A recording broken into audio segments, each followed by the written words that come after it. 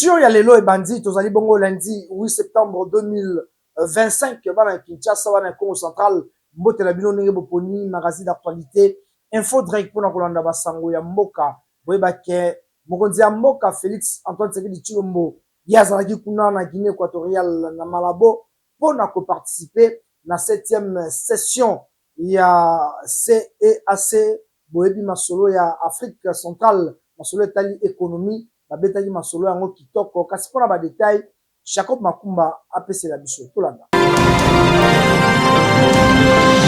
Dimanche 7 septembre 2025, président de la République Félix Antoine Tshisekedi a komaki na Malabo, capitale ya Guinée équatoriale, pour participer à la 7e session extraordinaire de la conférence des chefs d'État et de gouvernement de la communauté économique des États de l'Afrique centrale, CAC na Mokuse. Na aéroport, ayambamaki chaleureusement na premier ministre guinéen, M. Manuel Osantsue. Simayaba honneur militaire, cortège présidentiel, et Zouakinzela vers Centre international de conférences ya Sipopo et Sika Oyo sommet yango et Salemaki. Makambo ebele et Lobamaki, notamment situation sécuritaire ya Est, ya République démocratique du Congo, peut mise en exergue ya article 2773 ya Conseil de sécurité ko appliqué yango oyo lobike mboka mokote ekoki ko violer ba frontière ya Moninga. Nyonso oyo ezali na cadre ya koluka ke kimia ezala na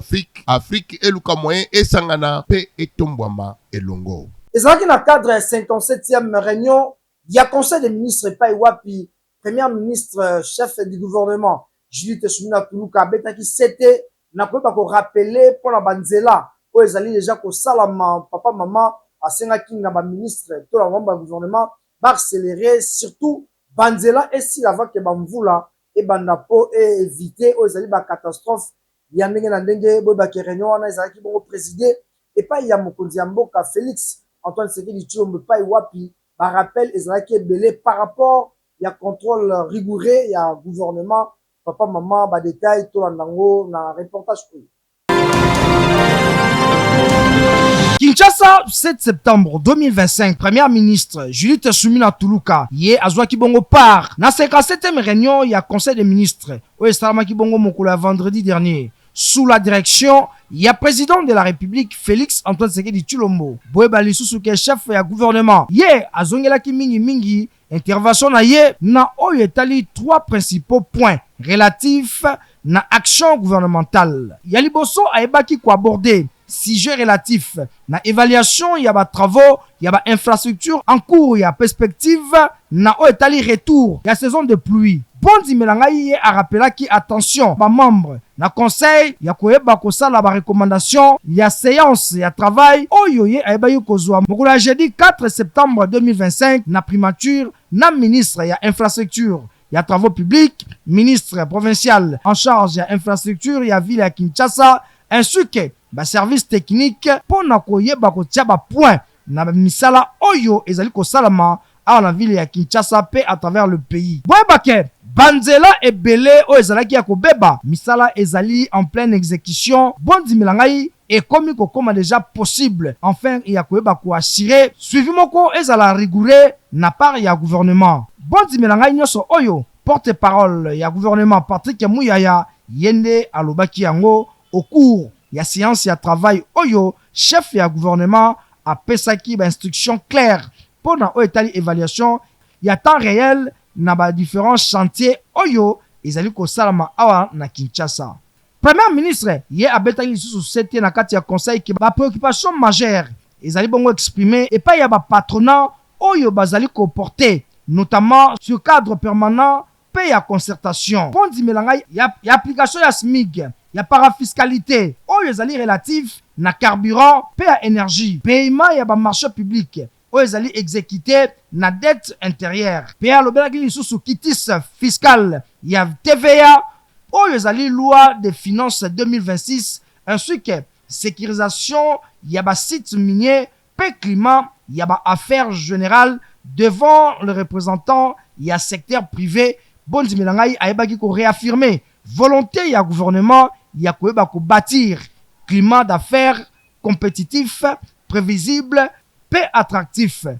Pe alobelaki lisusu prise en compte ya ba préoccupation oyo ezali parfaite ya cohérence na vision ya chef de l'État na oyo etali priorité ya programme d'action ya gouvernement. Masolo ya rentrée scolaire pour ndimela ngai ezalaki sujet moko ezalaki lisusu au cœur ya ba intervention ya premier ministre Judith Suminwa Tuluka. Kasi chef du gouvernement côté mosusu ayebaki pe ko réaffirmer engagement ya exécutif na koyeba ko assurer o ezali financement ya ba frais ya fonctionnement ya salaire pe ya ba prime o ezali lié na mise en œuvre effective ya gratuité pour na o etali enseignement bureau gestionnaire na établissement concerné. Par ailleurs, premier ministre ayebaki ko préciser gouvernement ezali ko demeurer attentif pour na etali ba préoccupation soulevée plus largement na domaine où ezali concerné na rentrée scolaire. Bazali 700 nouveaux recrues. Il y a la police nationale congolaise. Boyeba ke lancement officiel ya ba formation na bango kuna na école ya formation na Kasangulu et Salamaki et pa ya vice premier ministre en charge ya intérieur, sécurité, paix, la décentralisation mon mboka Jacquemin Chabani tout la reportage ya Joringala. Na masolo ya vice primature ya intérieur, sécurité, décentralisation pe ya affaires coutumières. Boyeba pe bokanga ke Chabani Luko Biango Jacquemin ye alansaki bongo mokolo ya samedi 6 septembre 2025 na cité ya Kasangulu na Congo central. Formation initiale ya longue durée pour na 700 nouveaux recrues ya la police nationale congolaise. Boyeba ke bango bazalaki bongo sélectionné likolo ya appel ya candidature oyo ezalaki bongo diffusé na ville ya Kinshasa à travers ba média. Ba jeune recrue oyo bozali komona boye bakoyeba bongo kolandela ba formation ya 9 mois pe bakoyeba kolandela bango bazala na rigueur pe discipline na école ya la police ya Kasangulu oyo bauti ko réhabilité récemment. Boyeba ke démarche oyo ezali ko s'inscrire na cadre ya loi ya programmation ya ba réforme il y a la police nationale congolaise où ils allaient constituer socle essentiel pour bâtir la police professionnelle où ils causent la paix à politique conformément à la vision du chef de l'État Félix Antoine Tshisekedi Tshilombo. La cérémonie de lancement ce jour de cette session de formation ouvre une ère nouvelle pour la police nationale, car à travers elle, le gouvernement de la République, sous l'impulsion de son Excellence Madame Judith Suminwa Tuluka, Première ministre, chef du gouvernement, exprime sa volonté de financer la police nationale dans le rajeunissement, la formation et la professionnalisation de son personnel, selon la vision de son Excellence Félix Antoine Tshisekedi Tshilombo, président de la République, chef de l'État, de faire de notre police nationale un service public véritablement au service de la nation. Oyo azali ko assurer efficacement pe protection ya ba personne na ba bien na bango. Boyeba ke na locution na ye, le VPM Jacquemin Chabani ayebaki bongo ko souligner oyo ezali bongo session ya formation oyo efongwami pour na ba nouvelle perspective na oyo etali renouvellement pe rajeunissement effectif il y a la police nationale congolaise. Boyeba ke vice-premier ministre azalaki bongo accompagné na gouverneur ya province ya Congo central grâce Nkwanga Maswangi Bilolo. Oyo ayebaki ko effectuer visite d'inspection na centre ya formation oyo ezalaki bongo réhabilité na fonds propre ya gouvernement congolais. Ba policier oyo bakobima na promotion oyo boyeba ke bango bakozala bien formé selon ba standard ya réforme oyo il faut faire partir na 90 000 policiers oyo bakoyeba bongo kozala formé au cours il y a 5 prochaines années na raison il y a 18 000 par an oyo koyeba bongo constituer une police rajeunie. Donc na masolo ya transport to ba ke vice premier ministre en charge ya transport ya mboka na biso mwana mboka Jean-Pierre Bemba lansaki train express oyo kosala Kinshasa Congo central mingi Matadi ça na présence ya autorité ya ndenge na ndenge kasi mokonzi ya mboka ye moko azalaki wana tolanda reportage.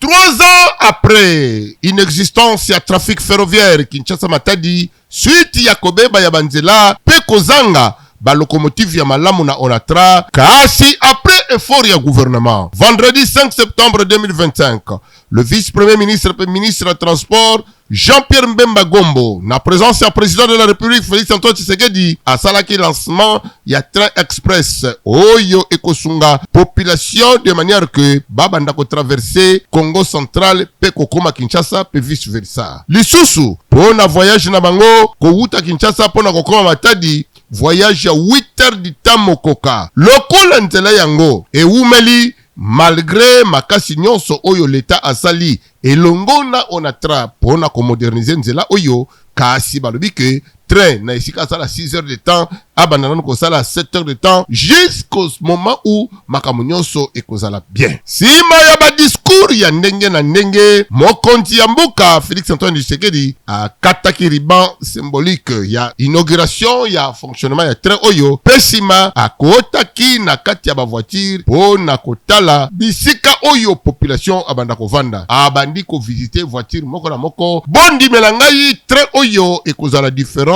na ba train mosusu nyonso oyo existant na République démocratique du Congo parce que bakiti ezali ya kitoko batie yango de manière confortable ke mutu avandi trajet molai pe anyoko mate pe chaque wagon ezali na 62 sièges oyo mutu na mutu akovanda kitoko ya kotelema na nzela ngai na telema ki na voyage ki kotelema ekozala te bongo nde ezalaka sima na bango koboma ba société ya l'État esengeli gouvernement asala makasi pona kozongisa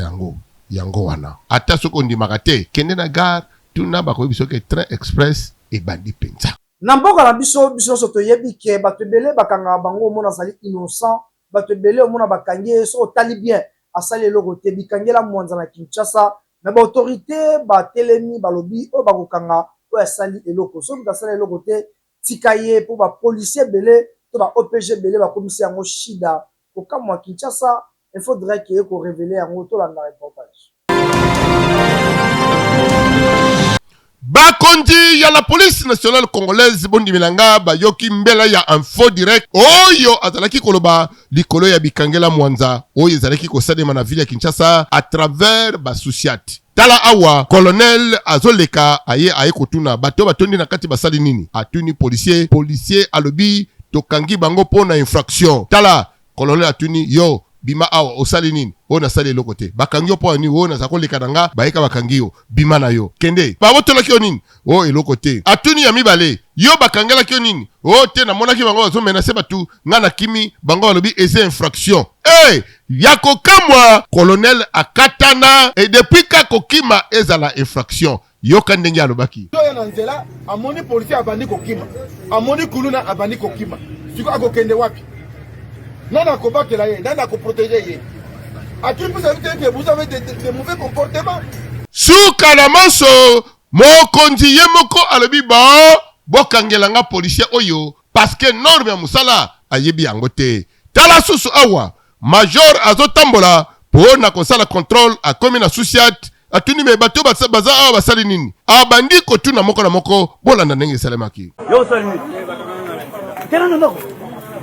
yo sali kana ndoko ekozala bongo je viens na kutu okangi bikanga kanga na ben et puis toi aussi la dernière fois na kutu kanga na yo position ko daga na yo na kangi ça sera comme ça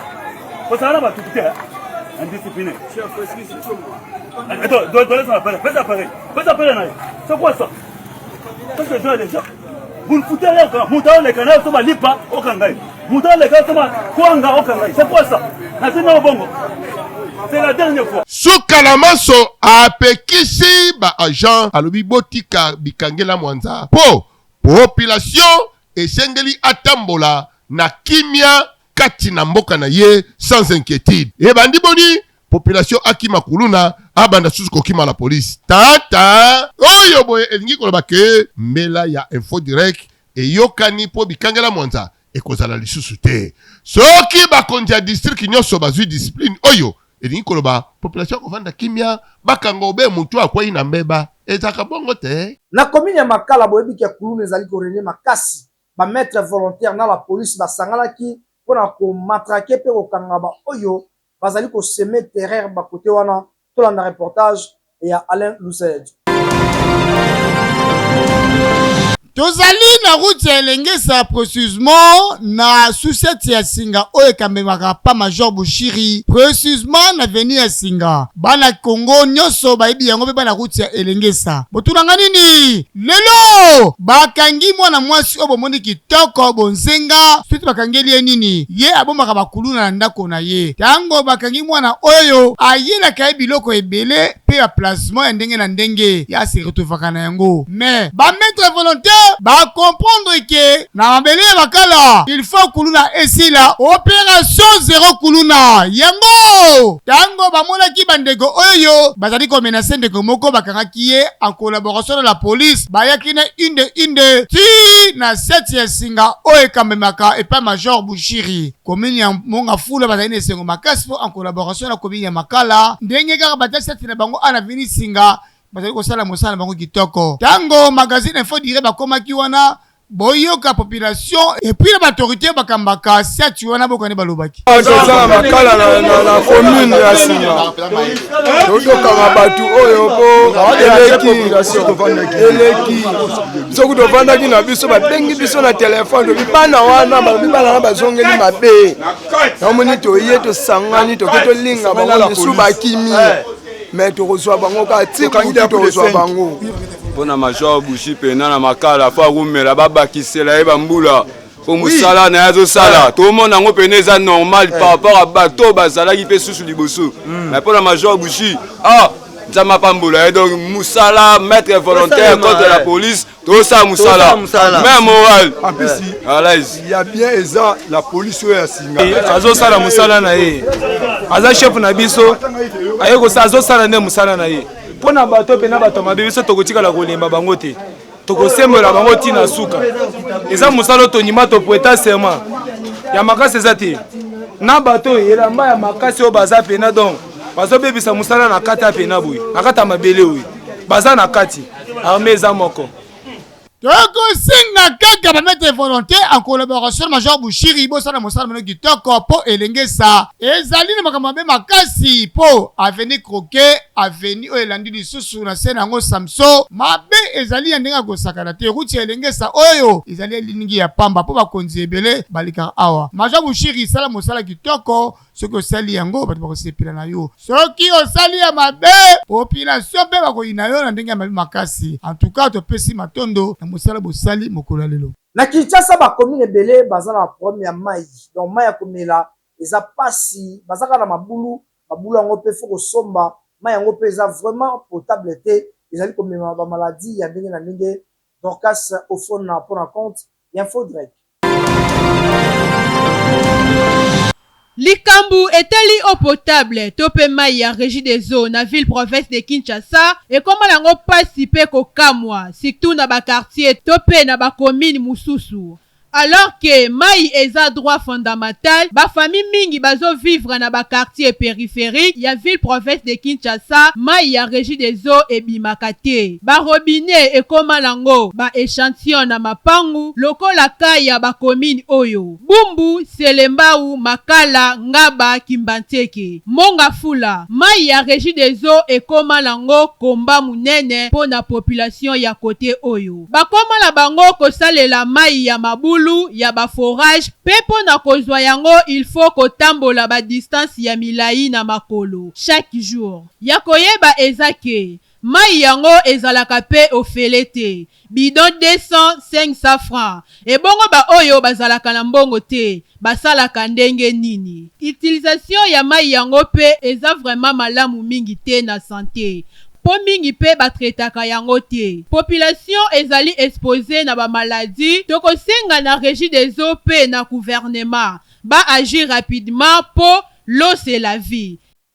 eza na ba coin ebele ba carrefour ebele ba policier bazali na so tali ba policier so ba ye baza ebele place no même ça les eaux ça maté ba embouteillage ya lokola awa toali na bongolo bino mongo botala e ba mona caméra bazwa motivation na ninga osakana te ko kamwa ndenge bozali komona boye na Kinshasa mikolo nyonso général Kantu azali kobunda pour que circulation exonga kitoko na Kinshasa bakwa ebele komona ba roulage bazali 5-6 mais komona ba embouteillage ko kamwa au lieu basala misala au mona batu tout basimi ba position o mso atelemi o mso azoswana o mso azotala na ye bambouteillage ezali kosalama na misu na bango ezali exemple o tozali kozwa awa tozali na bongolo ba o bayebi croisement bongolo kasavubu awa ba roulage baza ebele metala degré embouteillage ezali awa kutu bazo kipete ba temi na bango comme si ba na bango musala te ko kamwa population bazali kolela makasi siko bozwa roulage siko ya moninga la caméra gingo a changé ba moko option abani ko sala pour impressionner mais atelemaki wana makasi azota na benenge ba mbouteillage ezali ko salama yango magazine d'actualité info direct journal ya population toye kaka pona ko interpeller ba roulage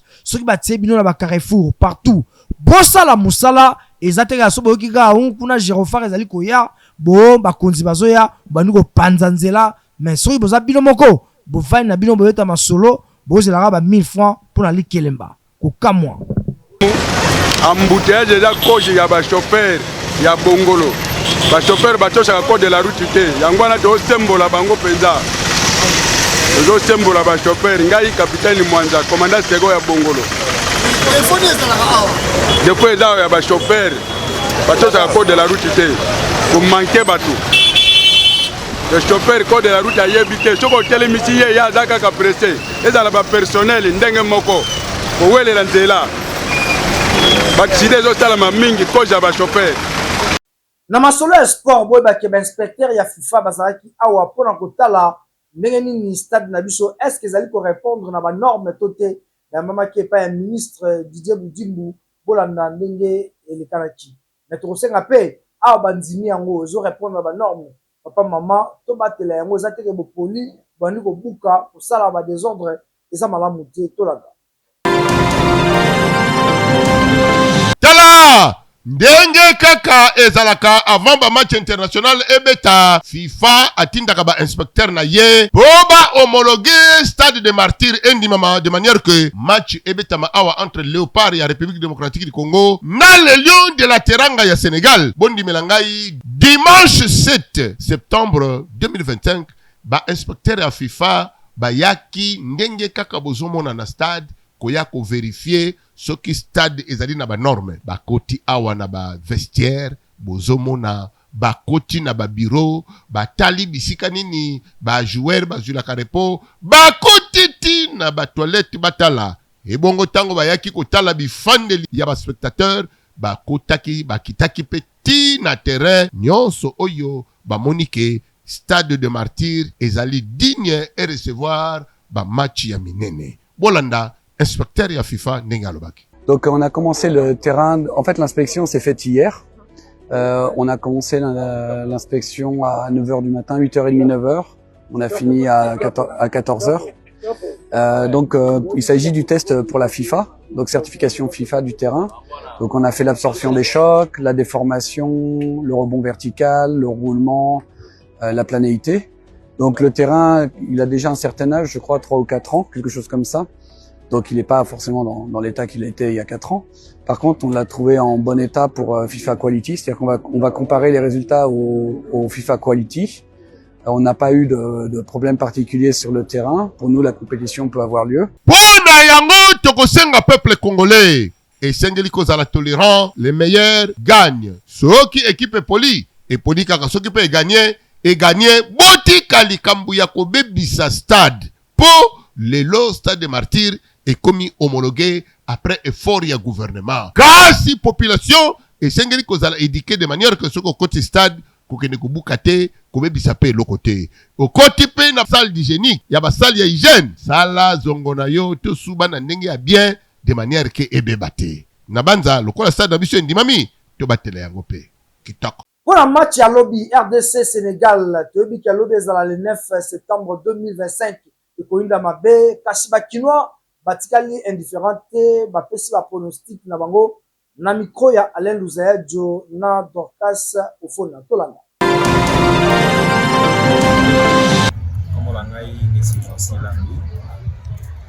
Bien sûr, comme tout Congolais, je souhaite la victoire. Le Bar a gagné match. J'espère que ça sera compliqué parce que Sénégal, les équipes à Makassi, les équipes à PTT. Mais tout le monde a confiance parce que Bissot récemment, ça va jouer en équipe à Bissot. Donc, une équipe bien à Makassi. Et comme tout Congolais, on a souhaité victoire à Congolais, malgré que le match aux Makassi. En tout cas, vraiment, le match à l'autre, c'est un match apprenable. C'est un match apprenable. Le match là, c'est ce qu'on va moi, c'est Léon Bichimidongo. Bon, pour le match à l'autre, donc, victoire est certain. Quand on va dans les balles de plus sous cadeau, quand on a des buts à 1.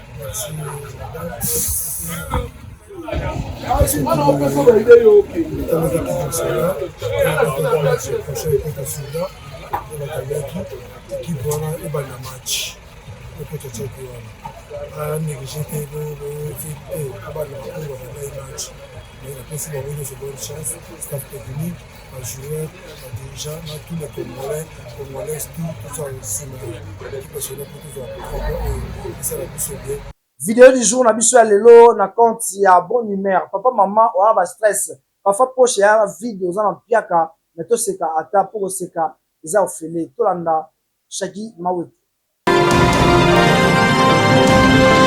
Regardez ce qui va se passer. Aujourd'hui aussi, c'est un autre jour.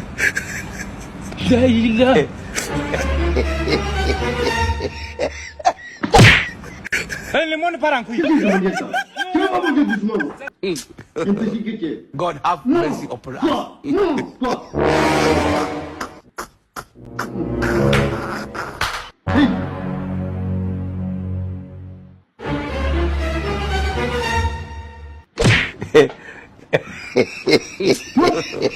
God have mercy upon us.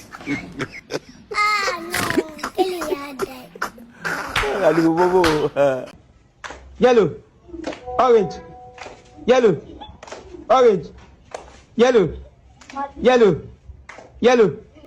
yellow. ndeko na ngai mona ya Congo tika na yebisa bino ke info direct ya lelo ekomi na suka nga nazalaki na plaisir ya kopresente yango kasi tokobeta sete mingi na bakongolais tout ba oyo bazali koexcele na badomaine tout boyeba mpe bokangaka mboka ezali kobetela bino maboko me ba oyo bazosala mosala te boza baposte ya responsabilité bosala mosala bozwa conscience mpo Congo eza na posa ya port ya bato nyonso merci na équipe mobimba ya info direct tokutana mokolo alobi na même plaisir.